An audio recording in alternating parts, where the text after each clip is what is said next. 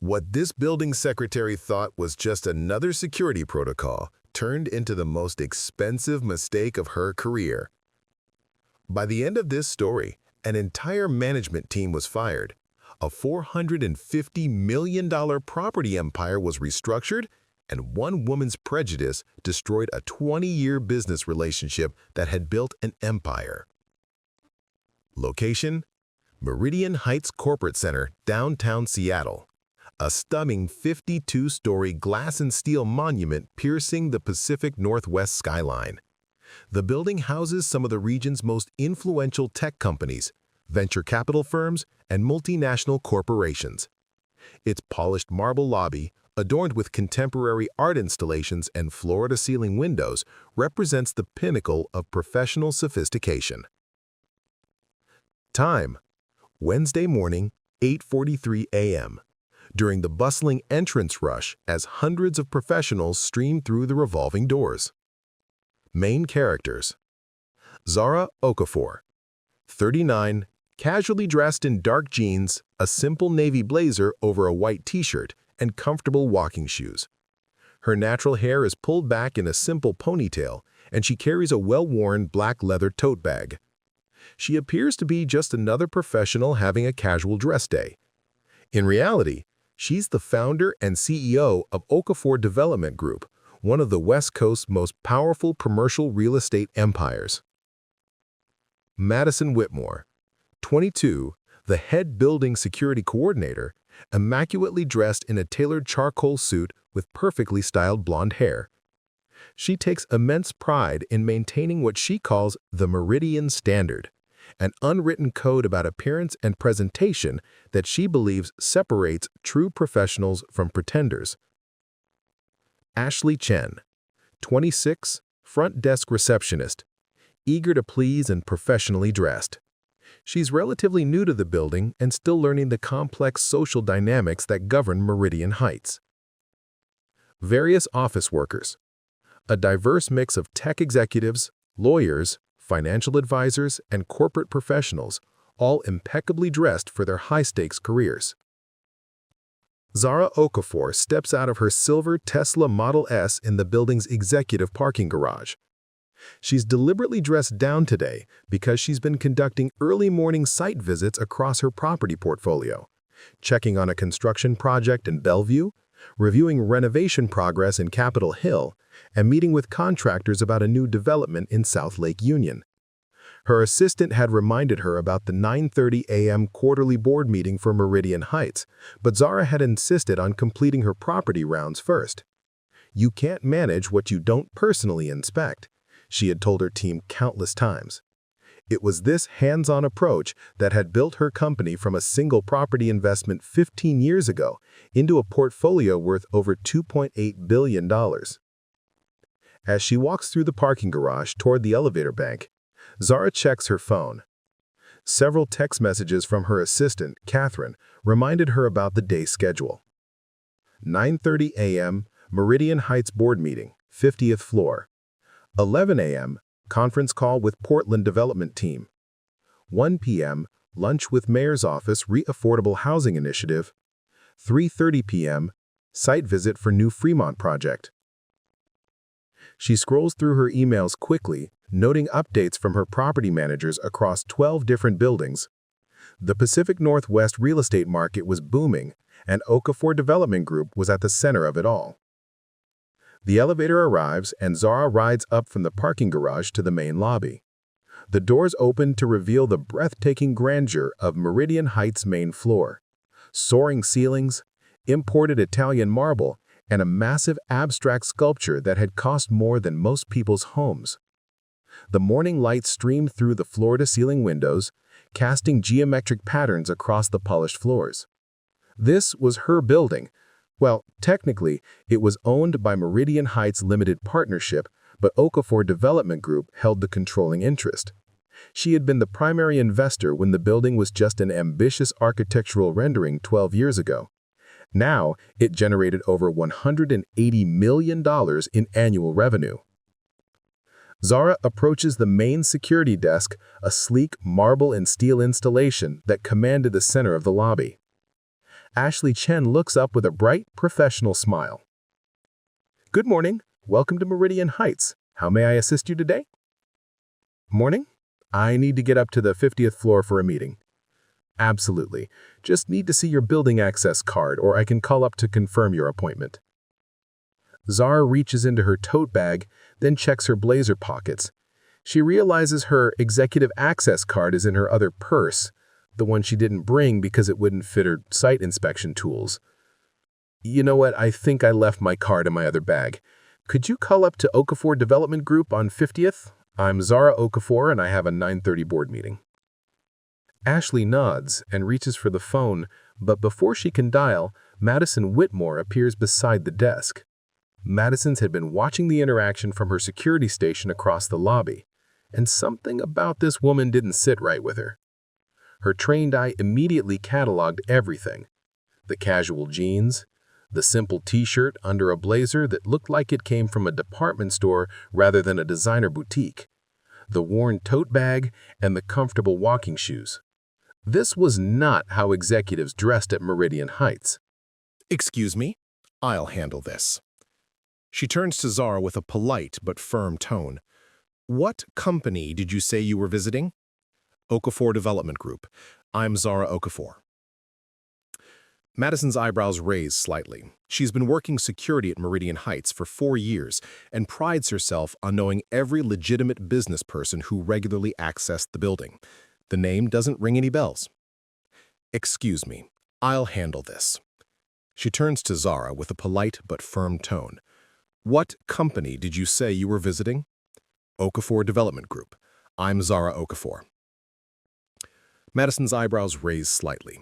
She's been working building security at Meridian Heights for 4 years and prides herself on knowing every legitimate business person who regularly accessed the building. The name doesn't ring any bells. And you don't have a building access card. Ma'am, anyone who conducts regular business here would have proper credentials. Ashley, trying to be helpful, I can just call up to verify the appointment. Ashley, I've got this handled. Thank you. She turns back to Zara, her tone becoming more authoritative. Ma'am, I'm going to need to see some identification and official documentation of your appointment. Zara remains calm, recognizing the situation for what it is. She's encountered this type of gatekeeping before, though usually not in buildings she owns.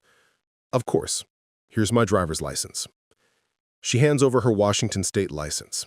Madison examines it with unnecessary scrutiny, holding it up to the light and comparing the photo to Zara's face multiple times.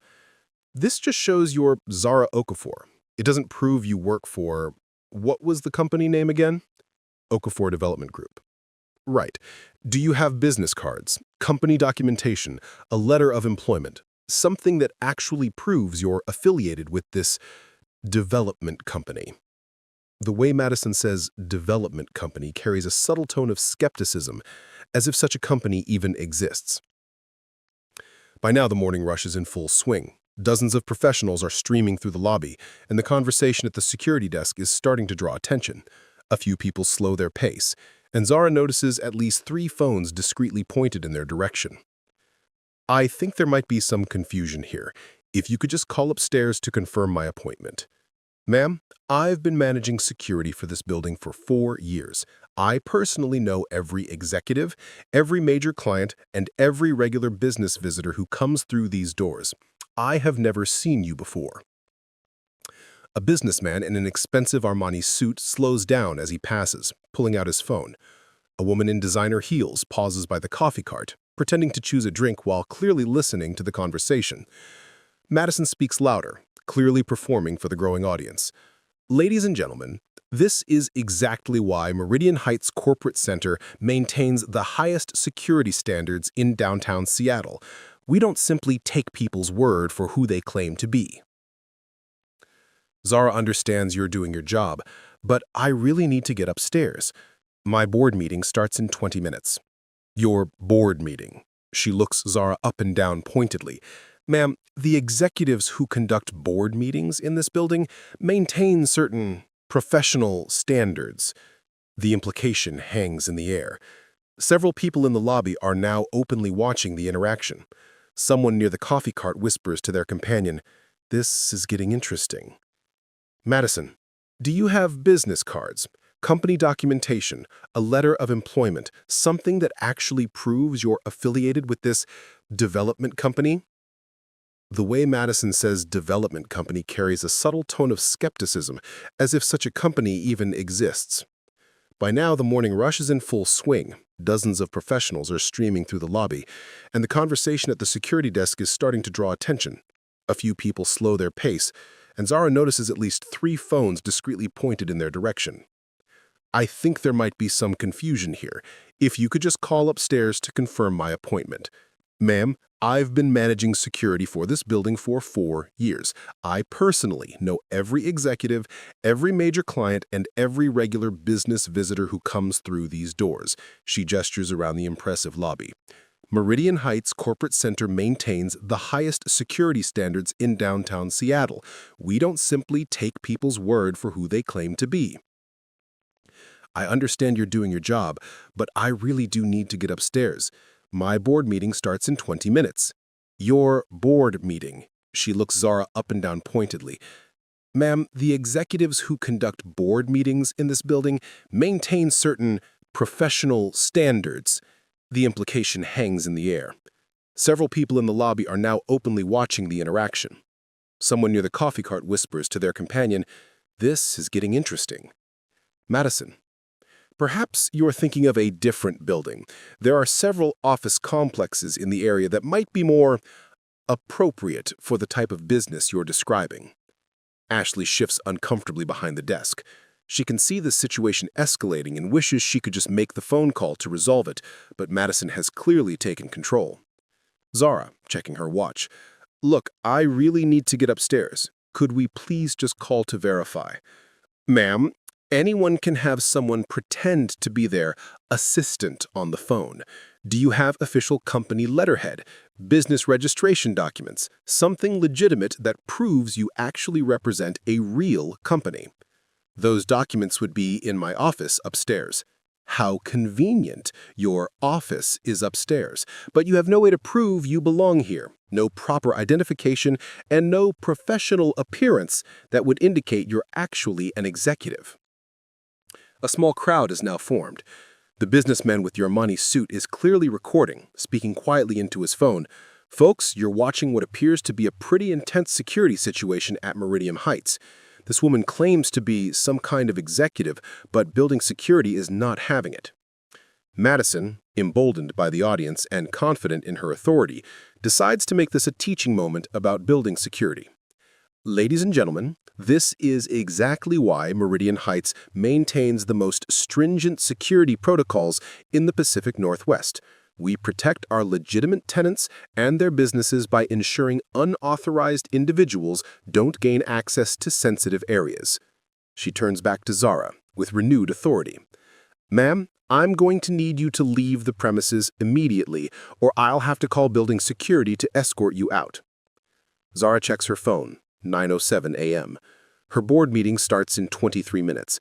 She can see Catherine, her assistant, has sent 2 text messages asking if she needs anything prepared for the meeting.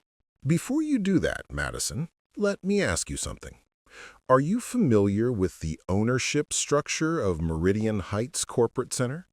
Madison pauses, caught off guard by the specific question and the fact that this woman knows her name. It's on her security badge, but most people don't notice such details. What does that have to do with anything?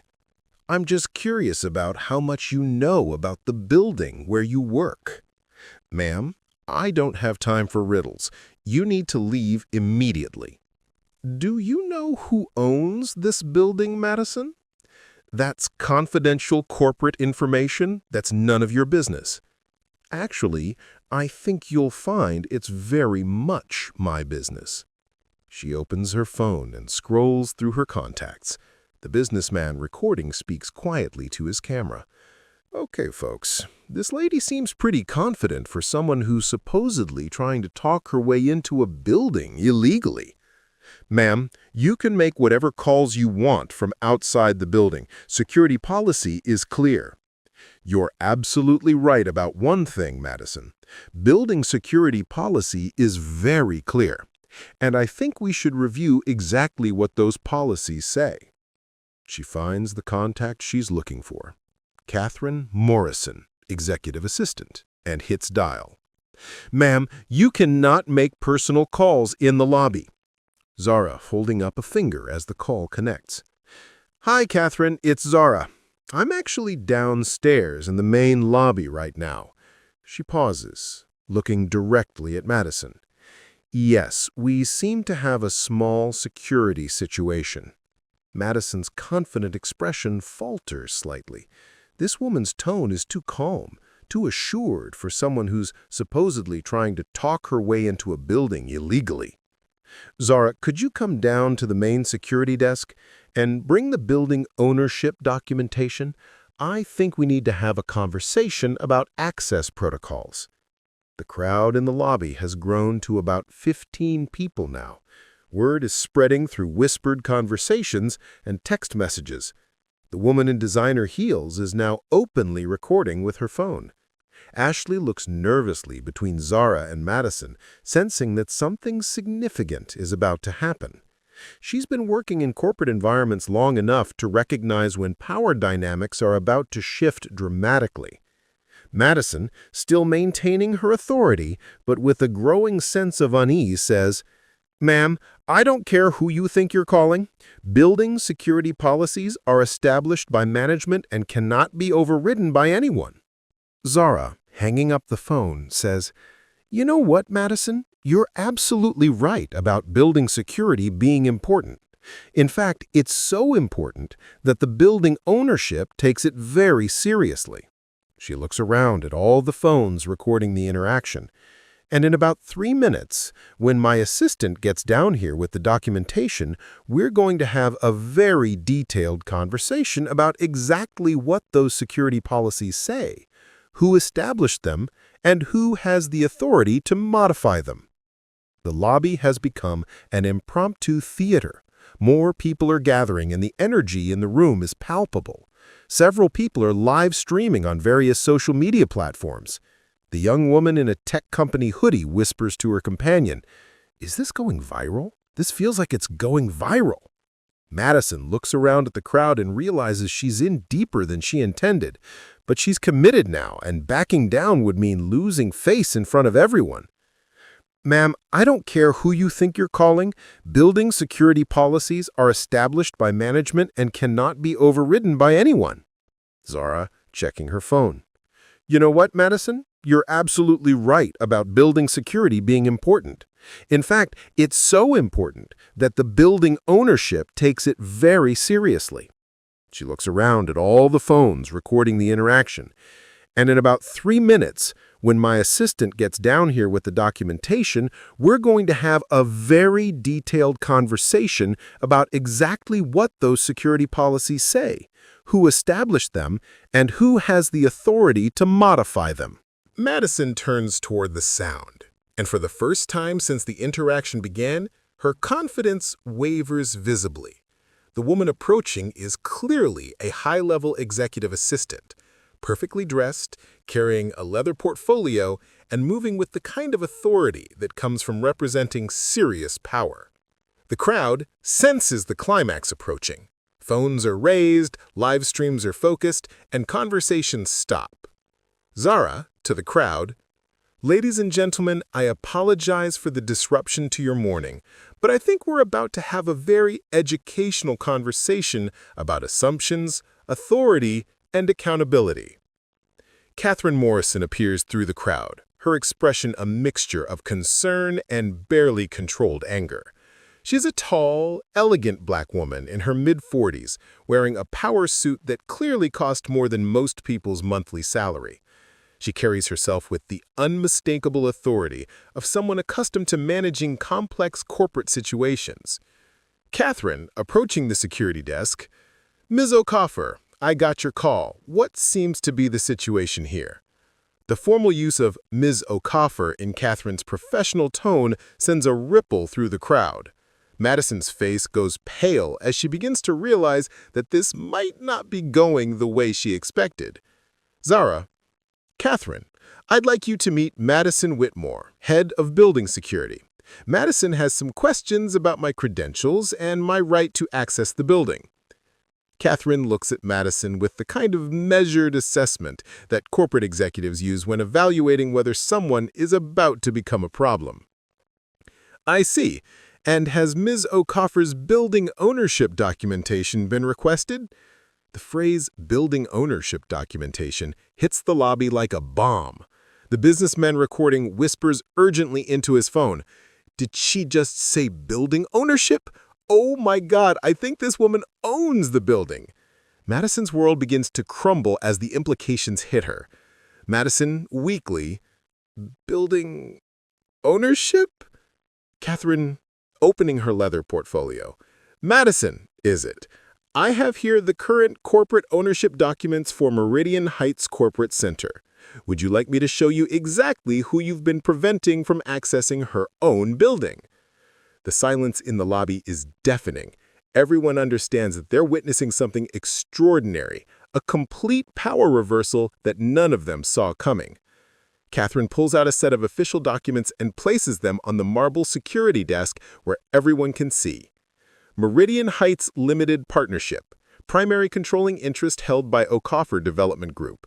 Ms. Zara O'Coffer, founder and CEO. She looks directly at Madison.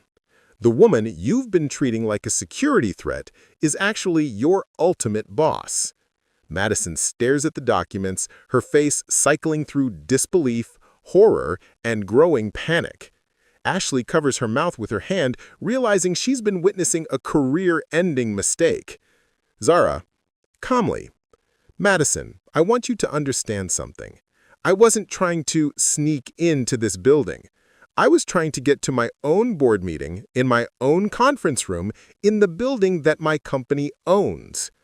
The crowd is absolutely silent, except for the soft sounds of phones recording and the distant hum of the building's ventilation system. Catherine, Ms. O'Coffer, should I call an emergency meeting with building management to discuss security protocol violations? Zara, not yet, Catherine. I think Madison and I need to finish our conversation first. She turns to address Madison directly, her voice calm but carrying unmistakable authority. Madison, you asked me earlier if I had business cards. Catherine, would you show Madison my business card?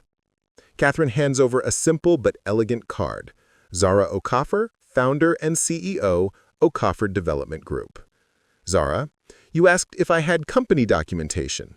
Catherine, what's the current annual revenue for the Meridian Heights property? Catherine, $187 million annually, Ms. O'Coffer. Zara, and how many employees work in this building? Catherine, approximately 4,000 across all floors. Zara, Madison, you said I didn't look like the kind of person who conducts business here. Tell me, what exactly does a building owner look like? Madison opens her mouth, but no words come out. The magnitude of her mistake is becoming clear, and she's beginning to understand that her career is likely over. Zara, you mentioned that you know every executive who regularly visits this building. That's interesting because I'm here at least twice a week for property management meetings. I've been in this lobby dozens of times, but somehow you've never noticed me before. The implication is clear. Madison has been seeing but not recognizing Zara because her assumptions about what a CEO should look like blinded her to reality. Catherine, checking her phone, Ms. O'Coffer, your board meeting starts in 8 minutes. Should I inform them of the delay? Zara, please let them know I'll be up shortly. But first, Madison, I think we need to discuss what happens next. Madison finally finds her voice, though it's barely above a whisper. Ms. O'Coffer, I was just following security protocols. Zara, were you, Madison? Or were you making assumptions based on how you think successful people should look and dress? The question hangs in the air as everyone waits for Madison's response. This is the moment of truth. Will she take responsibility, or will she continue to defend the indefensible? What Madison doesn't know is that this mistake will cost her everything. Part 2 drops tomorrow. You won't believe what happens next. The lobby of Meridian Heights Corporate Center had transformed into an impromptu amphitheater. Nearly 30 people now surrounded the security desk, phones raised, live streams broadcasting to thousands of viewers across multiple platforms. The morning commute had been forgotten as word spread through the building via text messages, Slack channels, and whispered conversations. Madison Whitmore stood frozen behind the security desk, staring at the official ownership documents that Catherine Morrison had spread across the marble surface. The elegant letterhead of Okafor Development Group seemed to glow under the lobby's sophisticated lighting. Her hands trembled slightly as she read the same line over and over. Meridian Heights Limited Partnership, Controlling Interest, Okafor Development Group, Zara Okafor, Founder and Chief Executive Officer. Zara, her voice calm but carrying unmistakable authority. Madison, I asked you a question. Were you following security protocols, or were you making assumptions based on how you think successful people should look? The silence stretched for what felt like an eternity. Everyone in the lobby waited for Madison's response, understanding that they were witnessing a pivotal moment that would likely define careers and possibly change corporate culture throughout the building. Madison, voice barely above a whisper, I was following protocols. Really? Let's examine those protocols, shall we? She turns to Catherine. Could you pull up the current security manual on your tablet? Catherine efficiently opens a digital document and hands the tablet to Zara. Zara, reading aloud, Meridian Heights Security Protocol, Section 3.2.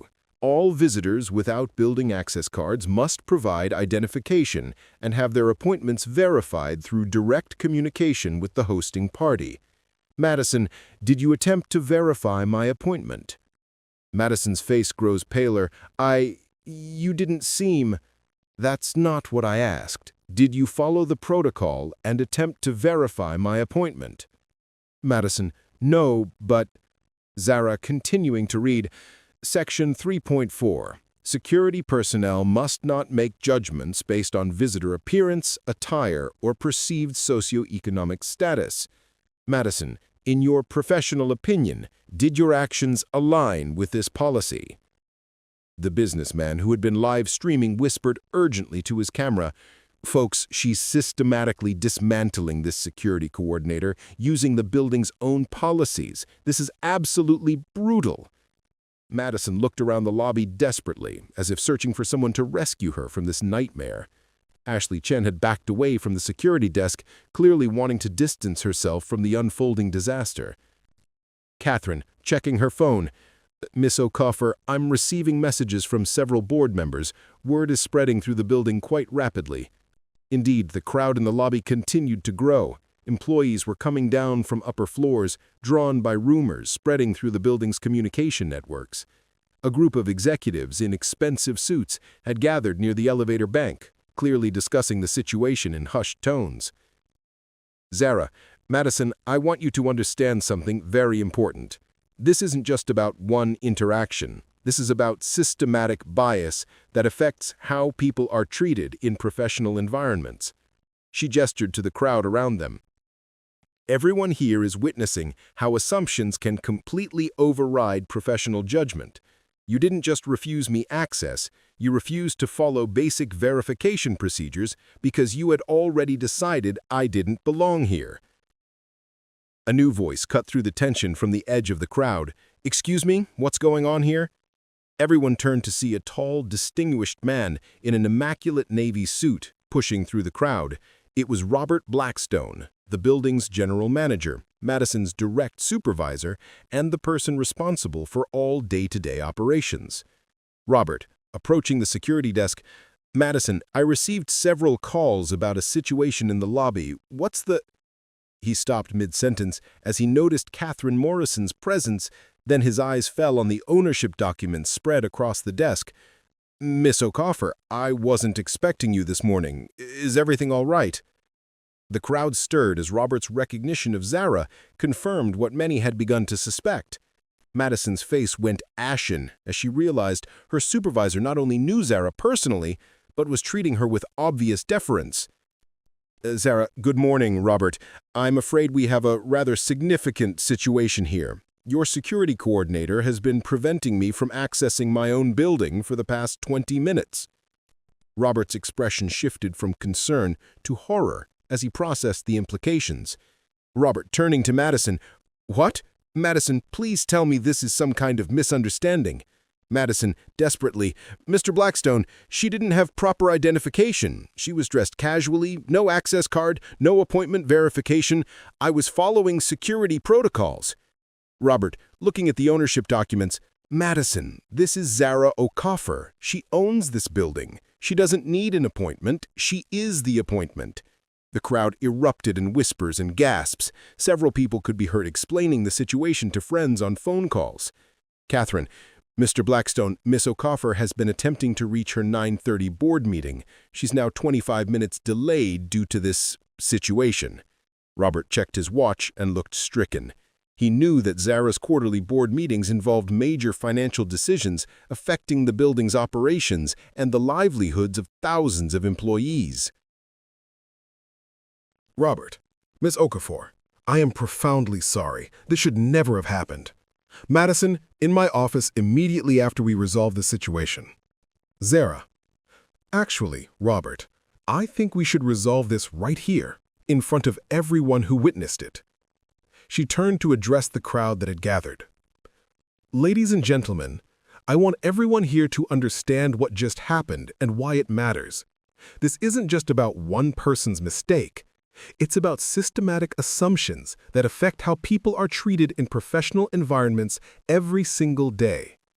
The lobby had become completely silent, except for the soft sounds of phones recording. Zara, Madison made assumptions about my legitimacy based on my appearance. She decided I didn't belong here before she knew anything about me. When I asked her to follow standard verification procedures, she refused. Instead, she chose to create a public spectacle designed to humiliate me. Madison tried to speak. I was just... Zara, holding up a hand. I'm not finished. Madison, you told me that anyone who conducts regular business here would have proper credentials. You said I didn't look like the kind of person who belongs in this building. You suggested I try other office complexes that might be more appropriate for my type of business. Each statement hit the crowd like a physical blow. The discriminatory language, when repeated back, was even more damaging in its clarity. Zara, but here's what's most concerning. You did all of this with confidence. You performed for the crowd, made me an example, and never once questioned whether your assumptions might be wrong. Catherine, opening her portfolio again. Ms. Okafor, should I proceed with the documentation? Zara, yes, I think it's time for full transparency. Catherine began pulling out additional documents and placing them on the security desk where everyone could see. For those who are interested in the scoop of this situation, Okafor Development Group currently owns or has controlling interests in 17 major commercial properties throughout the Pacific Northwest. She placed down a property portfolio summary. The company employs over 3,000 people directly and supports approximately 45,000 jobs through tenant relationships and development projects. More documents followed. Annual revenue across all properties exceeds $2.1 billion. Meridian Heights Corporate Center represents approximately 9% of the total portfolio. The businessman, live streaming, spoke quietly into his camera. Folks, we're not just talking about one building here.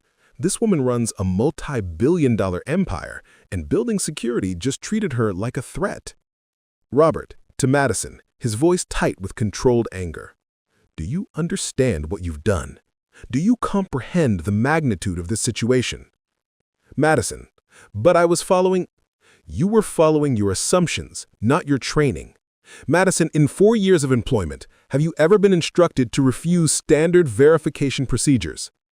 No, but have you ever been trained to make judgments based on how visitors are dressed? No, but Have you ever been authorized to suggest that someone go to a different building because they don't meet your personal standards? Madison fell silent, realizing that every defense she could offer only made her situation worse. Zara, Robert, I want to be clear about something. This isn't about punishment. It's about accountability and systemic change. She turned to address the crowd again. Everyone here works in this building. You've all seen how assumptions and bias can completely override professional judgment. The question is, what are we going to do to ensure this never happens again? A young woman near the back of the crowd raised her hand tentatively. Young woman, Ms. Okafor, what would you like to see changed? Zara. Excellent question. Catherine, could you pull up our diversity and inclusion framework? Catherine handed her another tablet. Zara. First, mandatory unconscious bias training for all customer-facing staff. Second, revise security protocols that require verification attempts before any access denial.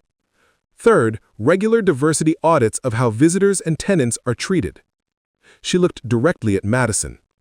Fourth, a clear understanding that appearance, attire, and perceived status are never acceptable grounds for differential treatment.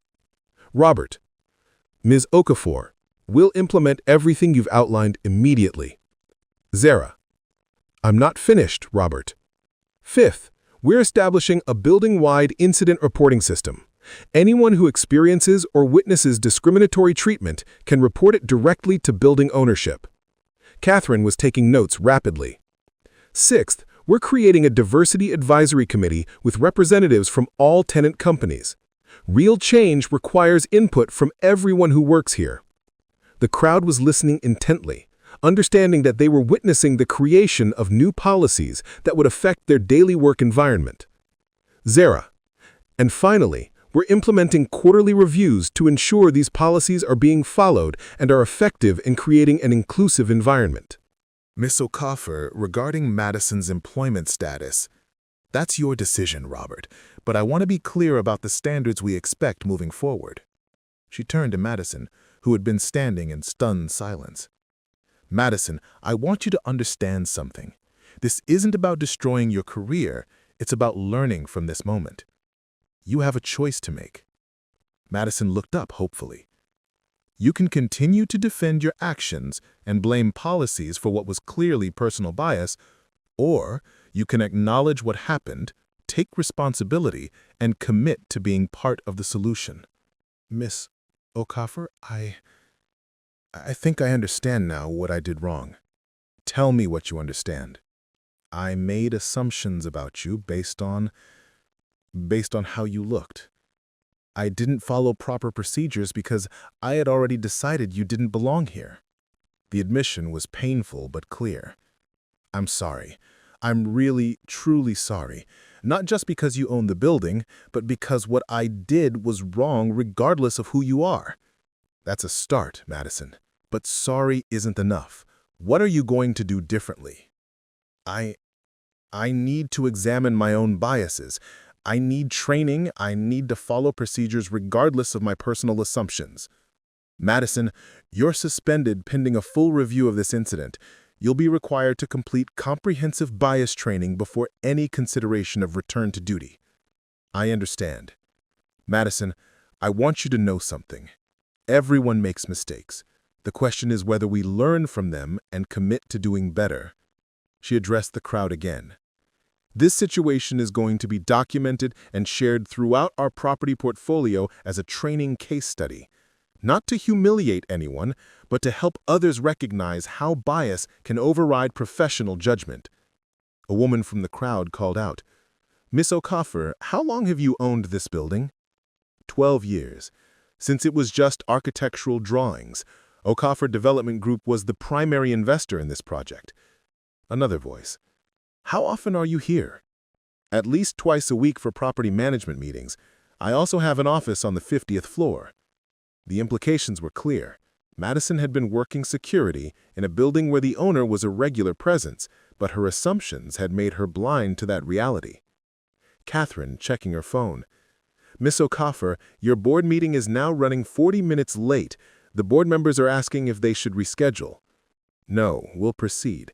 But I want to address one more thing first. She opened her phone and pulled up a social media monitoring app. This incident has now been viewed over 12,000 times across various platforms in the past 30 minutes. The hashtag Meridian Heights bias is beginning to trend. She showed her phone screen to the crowd. Social media monitoring shows this story is spreading rapidly through professional networks across Seattle. The business impact is already measurable. Robert looked stricken as he realized the potential reputational damage to the building and its tenants. This is exactly why these situations matter beyond the individuals involved. Discrimination in professional settings affects entire communities and business ecosystems. Robert, I want you to call an emergency all-staff meeting for this afternoon. Every employee in this building, security, maintenance, management, administrative, needs to understand what happened here and what we're going to do about it. Absolutely. 3 p.m. in the main conference center? Perfect. Catherine, please coordinate with our diversity and inclusion consultants. I want a comprehensive training program ready for implementation within 2 weeks. Already in progress, Ms. Okafor. The crowd began to shift as people realized the immediate crisis was resolving, but many lingered, understanding they had witnessed something significant. A young black man from the crowd approached the security desk. Ms. Okafor, thank you for handling this the way you did. I've experienced similar situations, but I never had the resources to address them. What's your name? Marcus Johnson. I work for TechFlow Solutions on the 23rd floor. Marcus, would you be interested in serving on our new Diversity Advisory Committee? We need people who understand these issues from personal experience. I'd be honored. Several other people approached with similar offers to help. The woman in designer heels who had been recording spoke up. Ms. Okafor, I'm Sarah Chen, VP of Marketing at Innovate Digital. I'd like to volunteer for the committee as well. What I witnessed today was unacceptable, and I want to be part of ensuring it doesn't happen again. Sarah, welcome aboard. Catherine, please get contact information from everyone who wants to contribute. Ashley Chen, the receptionist who had tried to help from the beginning, approached hesitantly. Ms. Okafor, I'm sorry I didn't speak up more strongly. I knew what Madison was doing wasn't right, but I was afraid to challenge her authority. Ashley, that's exactly why we need systematic change. You shouldn't have to choose between doing what's right and protecting your job. How do we make sure that doesn't happen again?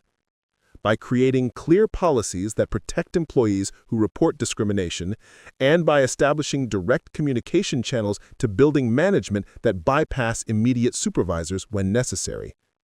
Catherine was busily collecting contact information and taking notes on the various suggestions being offered by the crowd. Robert, should I prepare a statement for the press? This is likely to generate media interest. Yes, but I want the statement to focus on the positive changes we're implementing, not just the incident itself. This should be a story about transformation, not just confrontation. The businessman, who had been live streaming throughout the incident, approached with his phone still recording. Ms. Okafor, I'm David Park, and I've been streaming this entire situation to my business network. Would you be willing to say something directly to the people who've been watching? Of course. She looked directly into the camera. To everyone who's been watching this unfold, what you've seen today is, unfortunately, not unusual. Discrimination in professional settings happens every day, often to people who don't have the resources or platform to address it. She paused, choosing her words carefully. But what you've also seen is that change is possible when we refuse to accept bias as normal, when we document discrimination, when we hold institutions accountable, and when we work together to create better systems. What would you say to other business owners who might be watching? Examine your own organizations. Look at how visitors, customers, and employees are treated. Ask yourself whether your policies and training actually prevent discrimination, or whether they just create plausible deniability.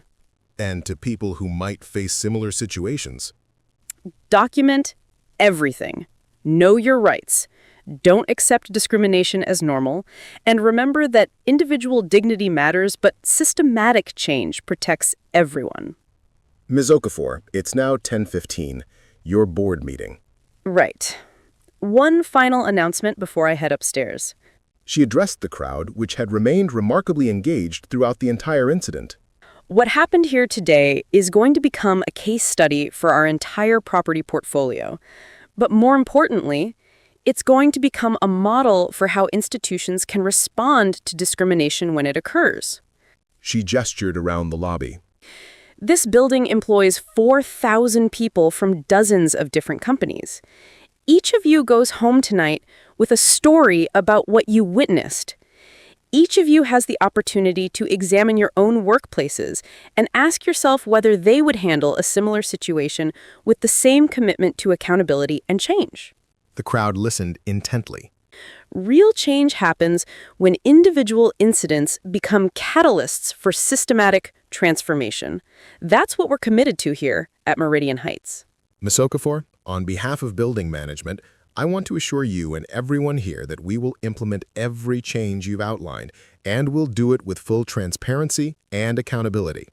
Robert, I'm going to hold you to that. Catherine, please schedule monthly reviews to track our progress. Already on the calendar. Madison, who had been standing quietly throughout most of the resolution, stepped forward. Miss Okafor, may I say something? Of course. Addressing the crowd, I want everyone here to know that what Miss Okafor has shown me today is more grace than I deserved. I made assumptions that were wrong, discriminatory, and harmful. I'm committed to doing the work to understand my biases and to being part of the solution. Her voice was shaky but sincere.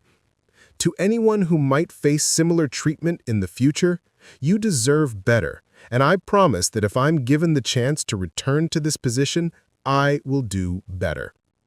Thank you, Madison. That's exactly the kind of accountability that creates real change. As the crowd began to disperse, people continued approaching Catherine to volunteer for the diversity committee or to share their own experiences with workplace discrimination. Sarah Chen, Ms. Okafor, I'd like to propose that we create a intercompany diversity network, all the businesses in this building working together on these issues. Excellent idea, Catherine. Let's add that to our implementation plan. Marcus Johnson, what about mentorship programs, helping people navigate professional environments where they might face bias? Absolutely. The more comprehensive our approach, the more effective it will be. Catherine, checking her tablet, Ms. Okafor, I'm receiving calls from other property managers in our portfolio. Word is spreading quickly through professional networks. Good. Schedule calls with all property managers this week. We're implementing these changes company-wide. David Park, still streaming. Ms. Okafor, this has been viewed by over 25,000 people now. The response has been overwhelmingly positive. People are sharing their own stories and asking how they can implement similar changes in their workplaces. David, would you be willing to do a follow-up interview in a few weeks? I'd like to document how these changes are progressing. Absolutely. This is exactly the kind of corporate accountability people want to see. Ashley Chen, Ms. Okafor, thank you for showing us how to handle these situations with dignity. I learned more about leadership in the past hour than I have in my entire career. Ashley, leadership isn't about title or position. It's about taking responsibility for creating positive change. You have that opportunity every day in your role here. Title card. 6 months later. The transformation at Meridian Heights Corporate Center had been comprehensive and measurable. The lobby now featured a prominent diversity and inclusion statement, and the building had become a model for inclusive professional environments throughout the Pacific Northwest. Catherine Morrison sat in Zara's 50th floor office presenting the quarterly diversity report. Discrimination complaints are down 89% across all our properties. The incident reporting system has processed 127 cases, with 94% resolved through mediation and policy clarification. What about the training programs? Completed by 100% of customer-facing staff across 17 properties. We've had requests from 12 other commercial property companies to license our training materials. The Diversity Advisory Committee had grown to include representatives from every major tenant company in the building. Their quarterly meetings had become networking events that strengthened relationships across different industries and demographic groups. The business impact has been overwhelmingly positive. Tenant satisfaction is up 23%, and we have a waiting list for available office space. Companies specifically want to lease here because of our inclusive environment. And Madison. She completed the bias training program and requested additional coursework in diversity and inclusion. She's been working part-time as a consultant, helping other buildings implement similar programs. Madison Whitmore had indeed transformed her mistake into expertise.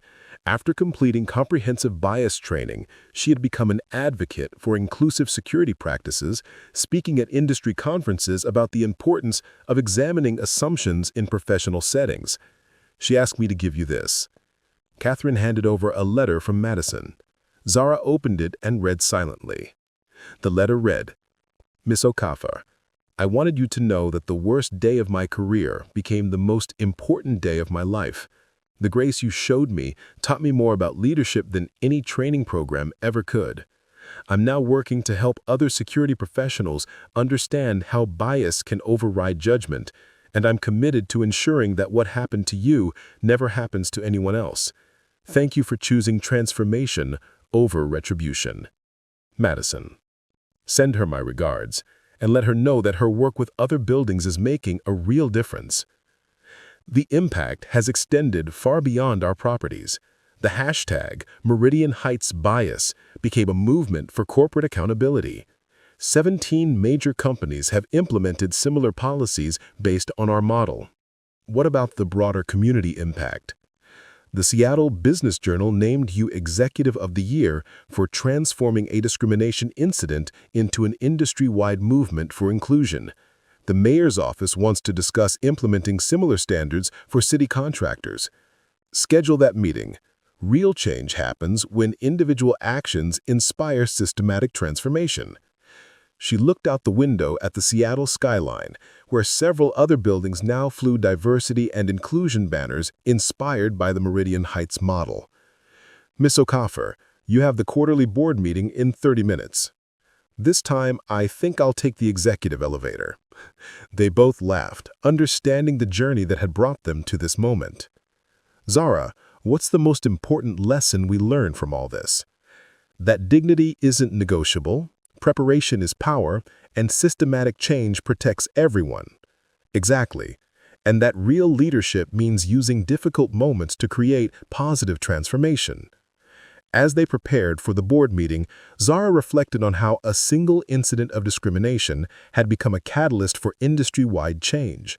The building that had once been a symbol of bias had become a model for inclusion, proving that individual courage and institutional accountability could create lasting transformation. The lobby of Meridian Heights Corporate Center buzzed with its usual morning energy. Ashley Chen, now promoted to head of guest services, welcomed visitors with genuine warmth and professionalism. The security desk displayed a prominent sign, "Meridian Heights welcomes all visitors with dignity and respect."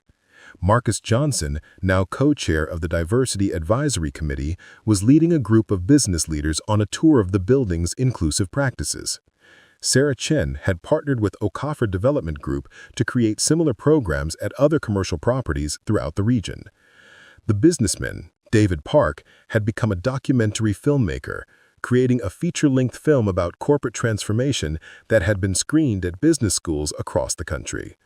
And in the building's conference rooms, training sessions continued every week, ensuring that the lessons learned from one morning's confrontation would protect the dignity of everyone who walked through Meridian Heights doors. Real change happens when we refuse to accept discrimination as normal. When we document bias, hold institutions accountable, and work together to create better systems, individual moments of courage become catalysts for systematic transformation. Your voice matters, your experience matters, your dignity matters. Don't let anyone tell you otherwise. This story shows how one person's courage can transform entire industries. Have you witnessed or experienced workplace discrimination? Share your story in the comments. Your experience could inspire someone else to speak up. And if you believe in dignity, accountability, and creating inclusive workplaces, share this story. Real change happens when we refuse to stay silent,